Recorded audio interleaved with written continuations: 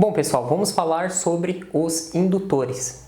Ah, professor, o que é indutor? Indutor é uma bobina. O pessoal chama de bobina os indutores porque nada mais é do que um pedaço de fio enrolado, um pedaço de cobre. Essas espiras pode ter aí de algumas até milhares de espiras ali enroladas. Então isso é um indutor. Nós conhecemos aí como bobina, né? Popularmente falando. Os indutores, eles têm valores. Muitas pessoas não sabem. Nós chamamos aí a sua indutância, que ela é em Henry, letra H.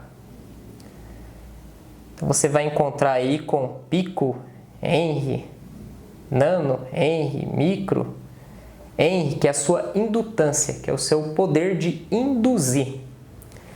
Nós temos aqui o símbolo do indutor que vocês vão encontrar no esquema elétrico. Então ele é um pedaço de fio enrolado que ele tem uma certa indutância. O indutor, ele não entra em curto, tá, pessoal? É igual ao resistor, não entra em curto. O indutor, ele tem uma resistência, só que é uma resistência muito baixa. Então o indutor, podemos dizer para vocês entenderem melhor, é como se fosse um resistor aí de alguns ohms, de 10 ohms, de 50 ohms, de 100 ohms, depende do indutor, da parte do circuito que ele está, o tamanho do indutor, enfim, vai depender muito.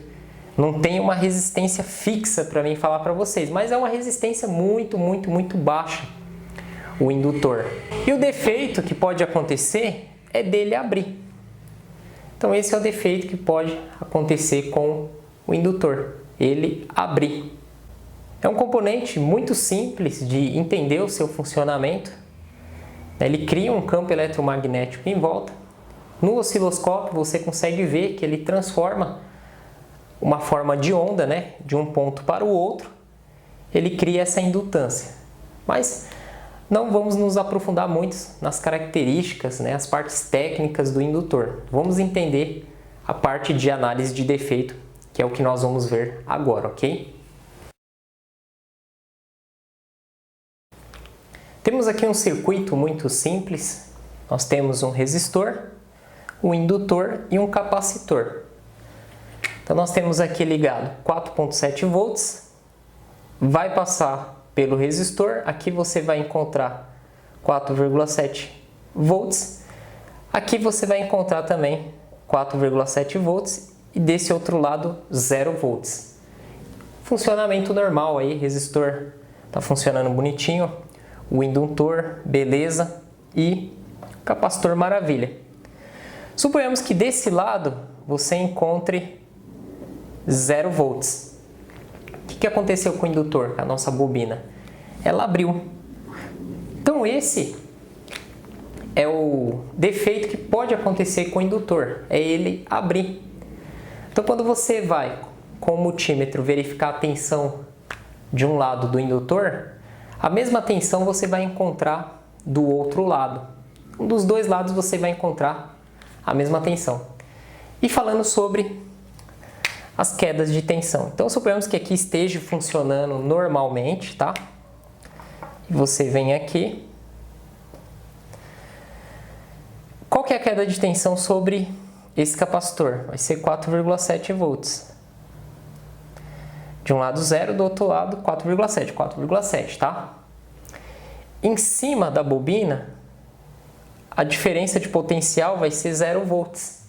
Porque você tem 4,7 aqui e 4,7 aqui. Então o indutor é como se fosse um pedaço de fio. A tensão que vem aqui vai sair do outro lado. As bobinas, indutores, é muito difícil de dar problema. É muito difícil, mas pode acontecer. Já tive vários casos de alunos aí até no fórum com defeitos em aparelhos celulares. Com o multímetro na escala de bip, você vai sobre o componente, tá? Sobre o componente, ó, o multímetro tem que apitar. Apitou, apitou, apitou.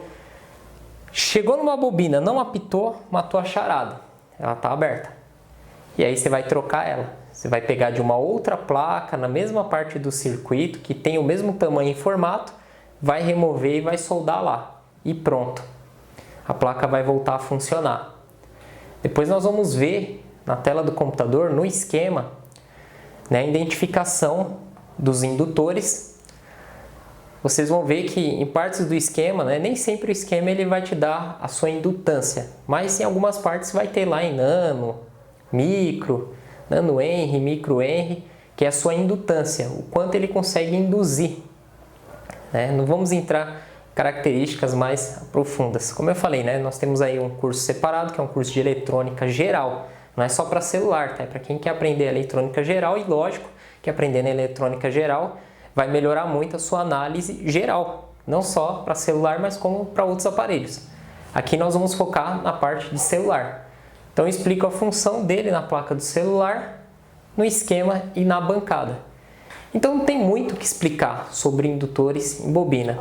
Até expliquei para vocês aí que tem, né, um valor de indutância em henry que muitos não sabem disso, né? Acham que o indutor é um pedaço de fio e só. Tem muitos técnicos que até removem a bobina de lá e faz um jumper. E funciona. Maravilha, funcionou, beleza. Mas o correto é sempre colocar um outro componente, como já comentei com vocês em aulas anteriores. Ok, pessoal? Então o indutor é isso. É um pedaço de fio enrolado em um núcleo. Nós temos um núcleo dele e um pedaço de fio de cobre que faz isso aqui, ó. Espiras, de algumas até milhares de espiras.